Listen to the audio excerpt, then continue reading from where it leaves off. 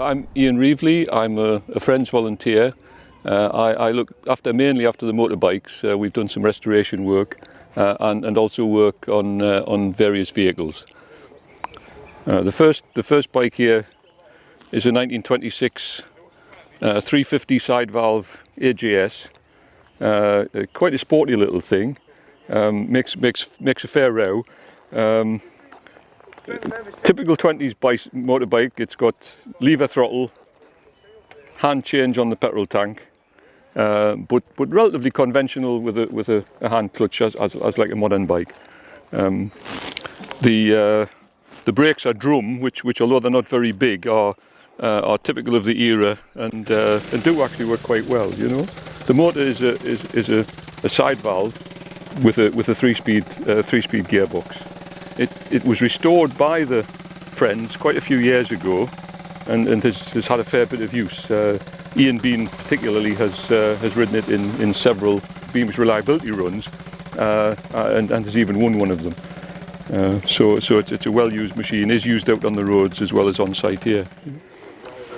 The next machine with Ben in the sidecar is a 1915 P&M made by a firm called Phelan and Moore in Cleckheaton. The engine of the motorcycle is actually part of the frame of the machine, and they were a pioneer with a two-speed countershaft gear.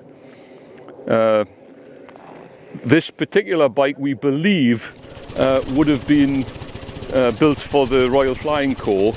By 1915, all P&M's output was going to the Royal Flying Corps. They were used as general transport on airfields, and I'm told that they did everything from carrying commanding officers to sacks of coal. The sidecar is as near as possible as the RFC had. You know, it's quite unusual to ride. The lever on the side of the tank is the change speed lever and also the clutch. To pull away low gear, it's only 2 speeds. Low gear, you pull it back over, and as it bites, it bites just like a clutch. And then to change up, you go straight forward and down, and really quite advanced for its year.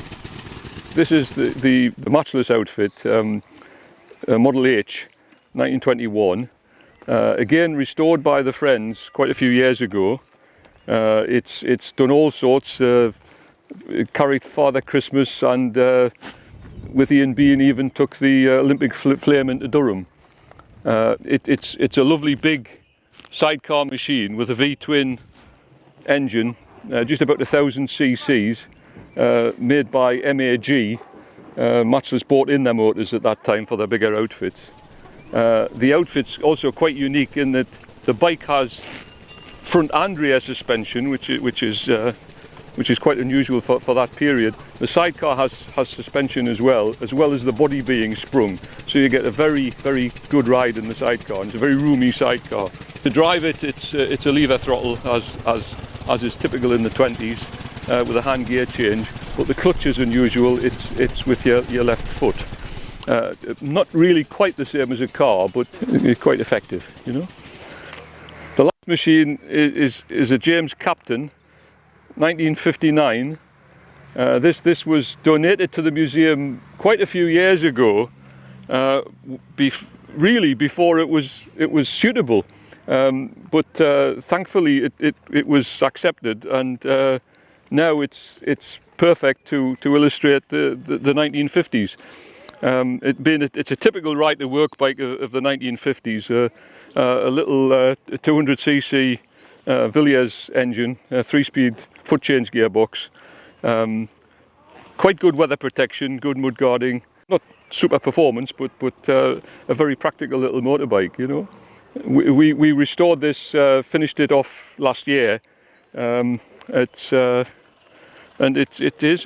goes ever so well. You know.